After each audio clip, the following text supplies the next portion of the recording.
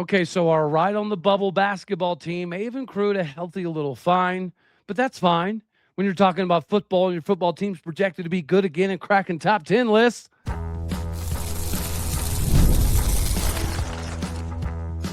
You are Locked On Oklahoma State, your daily podcast on the Oklahoma State Cowboys, part of the Locked On Podcast Network, your team every day. How are we feeling, Big 12 country? Shout out to all of our regulators. Welcome back to Locked On Oklahoma State, your top stop for all things Cowboy and Cowgirl related. My name is Cody Stovall. I want to thank you kindly for stopping by to make this your first listen. We're available on all of your podcasting platforms, visually as well on YouTube. Find me personally on X at Aldeo State. Today, we're partially brought to you by Mazda. We put the same drive into every single detail. Wins define the moment. Putting in the work defines you. Stay tuned for highlights in this week's Moving the Game Forward with Mazda. There's more to Mazda because there's also more to you. Just like there's more to the Cowboys in this upcoming football season in the eyes of many. And now CBS, our friends at CBS, we should say, did put out their power rankings. And yeah, there was some teams at the very bottom, like Iowa State, that you have to feel a little bit bad for. West Virginia, I think, is a conversational piece here as well. Year 2 of Rich Rod, they have bigger expectations, yet it's another season of a lot of turnover. In Oklahoma State, it's all turnover, but a lot of it's positive. When you're talking about Drew Mestemaker being a potential first-round draft pick, when you're talking about Caleb Hawkins being a replication of what Ollie Gordon could do in an Oklahoma State uniform, they have a lot of similarities. I think offensively, you have to factor in Katie Batman Jones into this equation. It does feel as though we upgraded at wide receiver. We have definitely at least got a lot bigger. This staff had a type in the wide receiver room. They were going after the big body, 6'4", 6'3", 6'5" kind of guys. And I think that is going to allow Drew Mestemaker to spread the field even more, to allow more room for the running backs. That is precisely why Oklahoma State cracking the top 10, ending up number 8 in this preseason power ranking, I think is very fitting. In comparison to who finished 8th place in the football season this year, would have been West Virginia, which would have been a 6-6 season. And there was seemingly a lot of speculation in regards to what K-State spent on their previous season.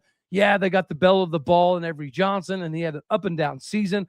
They were supposed to have a lot of complementary pieces in the backfield that for whatever reason didn't work out.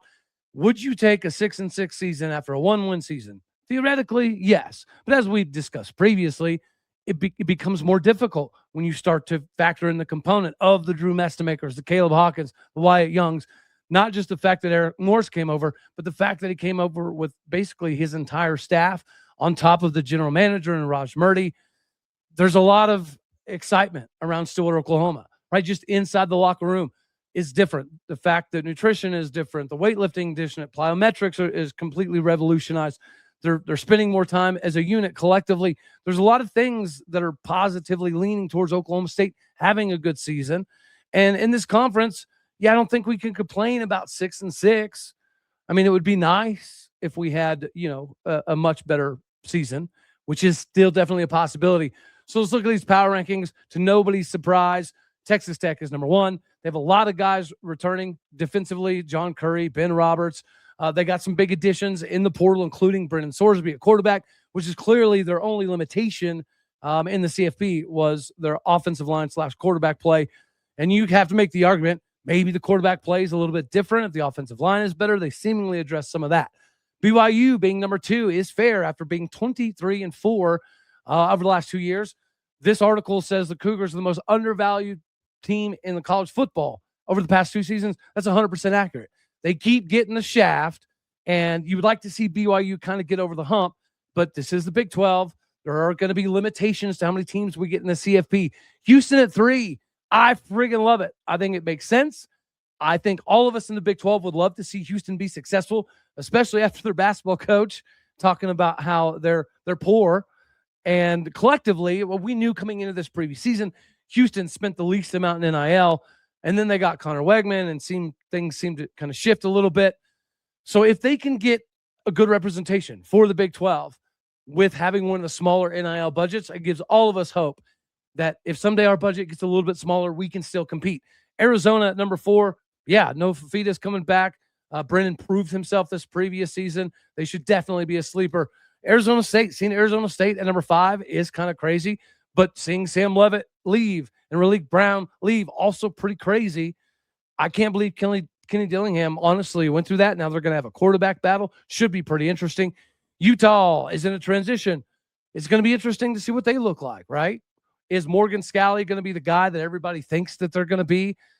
6 is a pretty, I think, decent spot here. TCU 7, according to CBS. And then Oklahoma State Cowboys, number 8. It said if you're looking for a Big 12 sleeper, it's right here. Oklahoma State transitioned into a superstar-studded North Texas roster, but also did an exceptional job of building through the trenches with power forward level talents. 9 players on the offensive or defensive line came from the power conference level, with 19 coming overall to infuse the struggling roster. However, quarterback Drew Mestamaker and running back Kelvin Hawkins are the real prizes. They will compete to be the best in the conference from day one. Then they got K-State, number 9. Avery Johnson is back. They've got a lot of former Cowboys, so it's going to be pretty exciting, honestly, to watch Kansas State this year because of how many Cowboys that they have, including a couple Cowboys that probably would have benefited by staying at Oklahoma State, personally speaking. But nonetheless, that'll be fun. KU at 10. After a big resurgence, unfortunately, 11 for Cincinnati. Number 12 for Colorado. Baylor at 13. UCF at 14. West Virginia and Iowa State round this whole thing off. Yeah, listen, I think if Oklahoma State has a 6-6 season, traditionally that should be fine. I think it would be fine, right? Because you got to take it in context. But if you look at K-State's roster last year and they had a 6-6 season and 15-ish mil was seemingly a lot of the numbers being purported that they spent. If Oklahoma State spent, 12, 13-ish mil last year, Kansas State spent 15, 16 mil last year, is that good enough? Is 6-6 good enough? I don't know. After a 1-win season, it should be. But am I the only one that feels like when you invest this much and you get this much of the staff and you get the GM and you get all the star-studded players from North Texas that you wanted, and you're paying a pretty penny for some of the top-tier players, it almost feels like 7 wins kind of is not, I don't want to say a necessity, right? But it does feel like 6-6 with this much investment, with this much continuity, with the staff coming over. I don't know. But at the same point in time, if you look at the schedule, right, there's a handful of we should win ball games, but getting over 6 wins, just looking at the schedule, it's not easy. Getting to 6 seems pretty manageable. But getting above 6 means you're probably going to have to knock somebody off, or you're going to have to beat somebody that you're not supposed to. And Oklahoma State surely will have the talent. I'm only confused on whether they'll have the entirety of the offensive and defensive units working cohesively by the time Big 12 play kicks in, where we do travel to West Virginia. And, they have a lot of locker room material now, projected to be 15th. Like Oklahoma State had a 1-win season. So West Virginia should be viewed a little bit higher. But nonetheless, Oklahoma State's getting the star-studded talent to come in alongside the other Power 4 dudes. So we should be able to make some moves. We should be able to make something happen. 6-6 is what K-State finished last year at 8th place. Don't love it, but I think all in all, it would be somewhat acceptable. Let me know down in the comments section if I'm crazy. Speaking of being crazy, it would be crazy not to get rocking and rolling with FanDuel. We all know that the Super Bowl was absolutely fantastic, but there's a lot of ways for you to get in on the action with FanDuel as they represented the NFL for the Super Bowl. They're going to be representing the NBA. There's so many things, whether you're going to be riding with the underdog or building same-game parlays or backing the favorites, whatever you're trying to get into, let FanDuel help you capitalize on your monetary gains this season. If you're a new customer, you can bet just $5 and get $200 back in bonus bets if it's a winner. Make it count, because after the Super Bowl festivities all kind of have died down and we get to reflect on the season, it's also time for you to reflect on your future. Your future is with FanDuel, the official sportsbook partner of course, the event that we just watched, Super Bowl 60. Make sure you visit FanDuel.com to get started today. That is FanDuel.com to get started. The bee's knees of all your betting needs is right around the corner if you do so choose to rock and roll with FanDuel. All right, now we get to roll into segment 2 here. The Cowboys caused a lot of controversy after their win over number 16 ranked BYU Cougs. And unfortunately, I think you can equate some of the performance in Arizona to some of the distractions off the court, right? Totality-wise, no. That was just a terrible performance against a really, really, really quality ball club. But I think we're still a tournament team, right? The golden number seemingly has been 20. If you get to 20 wins in the Big 12, if you're right around that 7th, 8th seed, you should have an opportunity to get to the NCAA tournament. That still needs to be the conversation. Unfortunately, I do think where some of it crept over, the players, they didn't get to necessarily celebrate the win over BYU because of all the controversy that came with the refs a Mormon chant that was completely obviously unnecessary. It was so close. It caused a ruckus. And now we have a $50,000 fine. Collectively speaking, I mean, it does kind of stink that Oklahoma State is getting lumped into some of those universities that do use that language that, none of us should participate in. But there's a cost to trying to be too cute, and it is what it is. We tried it, and this is the result.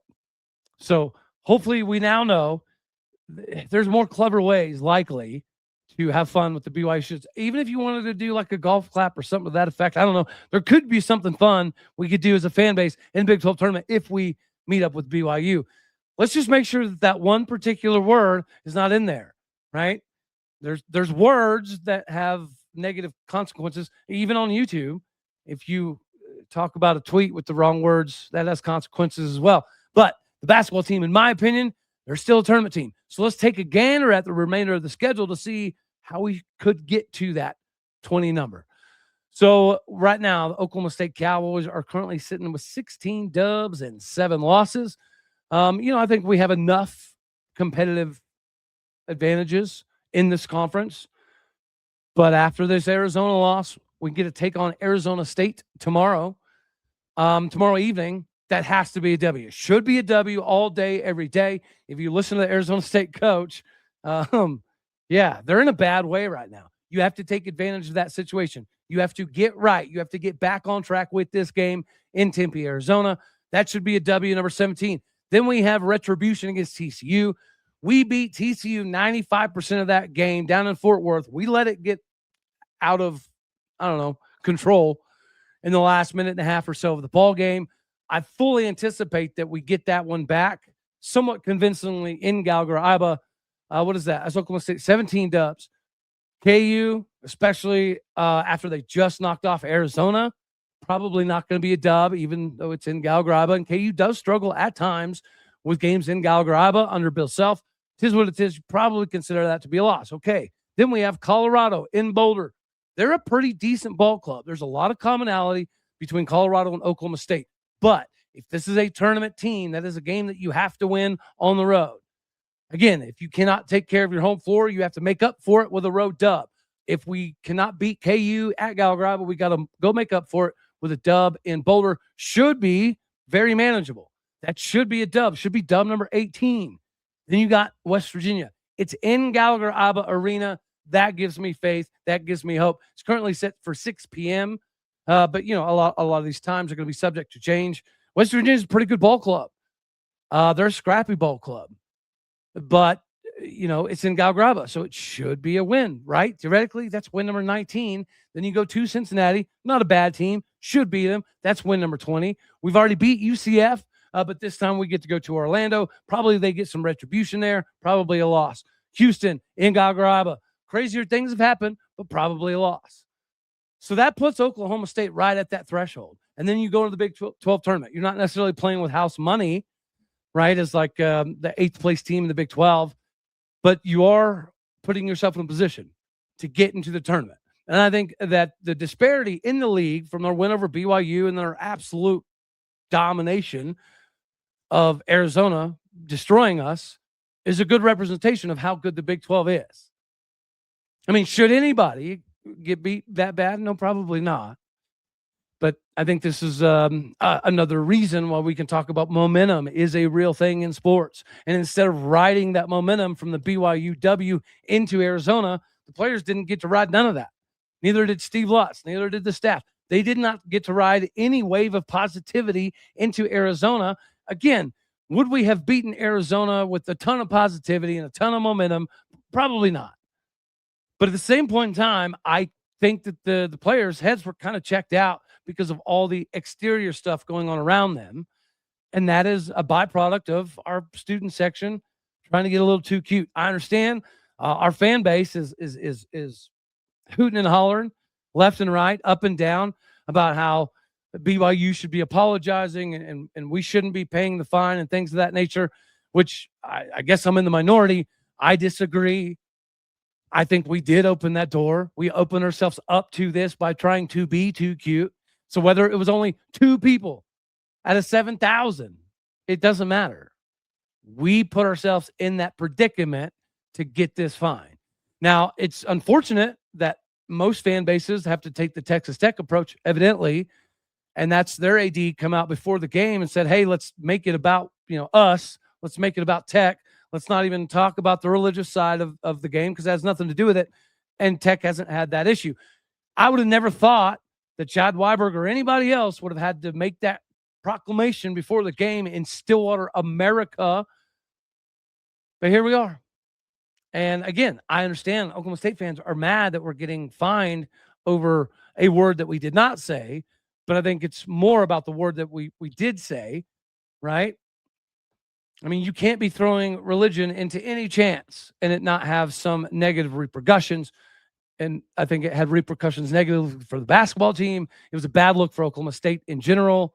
Yeah, it would be nice for BYU to kind of come out and admit that what they heard collectively wasn't what they heard in the moment. That would be nice. It would be great if BYU fans did find a way to kind of somewhat remove us from the other folks that used the word that you're not allowed to use. But nonetheless, I still think that this Cowboy basketball team has what it takes to get into the tournament. That's all we're talking about. I know it's kind of a defeatist mentality to say that, well, we probably wouldn't have beaten Arizona anyways. And it's almost a defeatist mentality to just say, I hope we get in the tournament. I don't care what happens when we get there. But I do think that this conference is preparing the teams that do slide in, those 7, 8, 9-ish kind of teams like Oklahoma State, like West Virginia, UCF. If those teams do in fact slide in there, they could create some havoc because this is the best conference in the country when it comes to basketball. It's not even close. It's not even debatable unless you're a talking point or a talking head that has an agenda to push. You know what? I guess we have an agenda to push here that the Big 12 is the best conference in the country. I don't think it's super controversial to say that, but evidently sometimes it is. And just like evidently sometimes you have to readjust your expectations, as we're having to do right now to some degree with softball. Mazda is the key to success because they move the game forward. For those who show there's more to the score than what's just on the screen, Mazda does that. They remind us of what it really takes to raise the bar. It's the extra work off the court, dialing in every single detail, giving it that extra fire, that grit, that never quit attitude. Mazda puts that same passion into every single model. Highlights make the reel. What it takes to get there is what makes it all count, though. And Mazda does everything with intentionality to move you because there's more to Mazda and there's also more to you. All right, and we get to talk about Cowgirl softball, and yeah, it has not been a great start. We opened the season with a loss to the top 20 Stanford. That's okay. We had an opportunity to make up for it. We did that. We go out and dominate San Jose State 8-0. Then we go get another fairly impressive win over Cal 8-3. Get another nice win over Cal 15-2, and we run ruled them. And then we turn around and got run ruled by Stanford again. So the Cowgirls are 3-2. But our 2 losses are a very close 2-4 loss to the number 17 team in the country. But then they run ruled us 10-0. And is it concerning? Of course. We have expectations of Cowgirl softball being in the College World Series. We have expectations of Cowgirl softball competing for Big 12 titles, right? There was an expectation that when OU and Texas left the conference, that it was ours. Of course, Arizona's coming over, and Arizona's been a juggernaut for years and years and years. We get that. Texas Tech spending a lot of money. They got some of the best transfers in the country. I believe Candy was originally from Stanford, so a little bit of an irony there that we're losing to Stanford. They still Stanford's best. Nonetheless, I think it's okay that we are where we are right now. Kenny Geske has even said this season's going to be very young.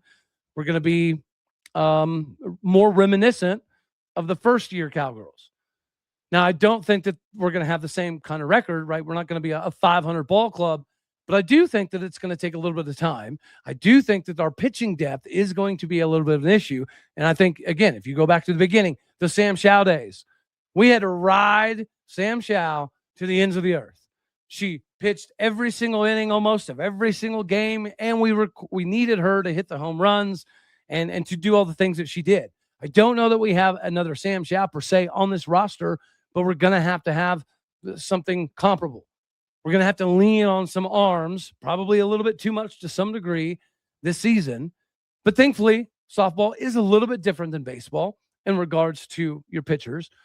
Anatomically, right, the way they go about their business, it affords them a little bit more longevity, I guess you could say, before getting too entirely sore. But it's still a limiting factor. Whenever you're going up against teams in the World Series that can roll out, 3 legitimate all-day, everyday starters, it's a big difference. And that just might be something we don't have this year, right? So Kenny Geske has built this thing up to where we have these very high expectations.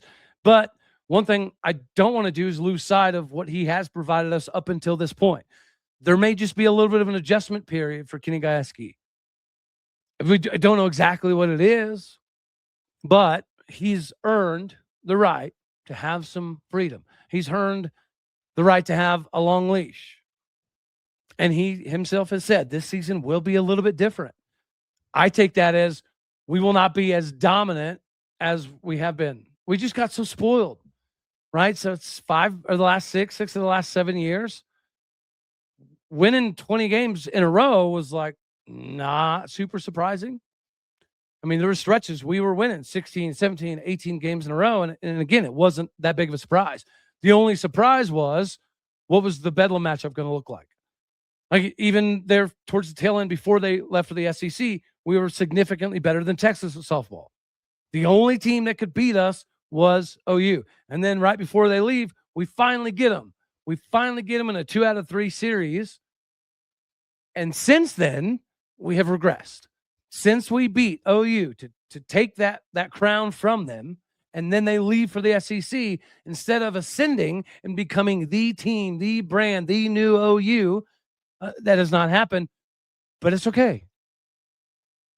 Because he's still the guy that gave us all of that. He's still the guy that took the Sam Chow show and turned it into a viable top 10 yearly recruiting place because of the expectations. Now, I think that, if this season does not uptick, then you start to have some questions. Then you have to ask Kenny about the staff, and do things need to change a little bit.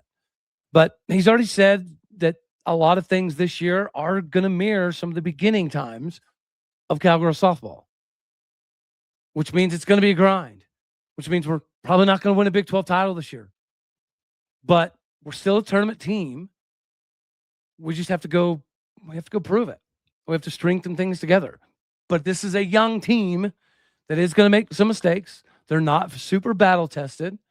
So we're going to see some of that throughout the course of the season. And I think you're going to have a lot of inconsistency on the mound, which we have not been privy to for the most part. So, I don't know. I'm not out on the Cowgirls still making a fun little run here. I'm not out on them still finishing top 4 in the softball conference. It's possible. But it's just a little bit different. We got so spoiled with constant top 10 teams, top 10 recruiting, top 10 wins, that, yeah, this just seems a little off. But every coach sometimes goes through these remolding moments, and I'm okay with it because we got big matchups coming up. Georgia is next. Like, what is sweeter than getting a top tier dub over an SEC team after two pretty good losses to Stanford? Anywho, that's all we're going to have for this one at Rise Share. As always, you know I love you. God bless. Go, folks. Thank you for tuning in to make this your first listen here on Locked On Oklahoma State. You could be anywhere. So happy you choose to be here. Do me a favor, hit the like button if you liked it, dislike if you didn't. That's okay, too. More importantly, share, comment, and subscribe. My podcast people out there, you're everything that makes this work. I appreciate what you do. Go do what you do. Hit the stars. Leave some reviews. All righty, y'all. Later, taters.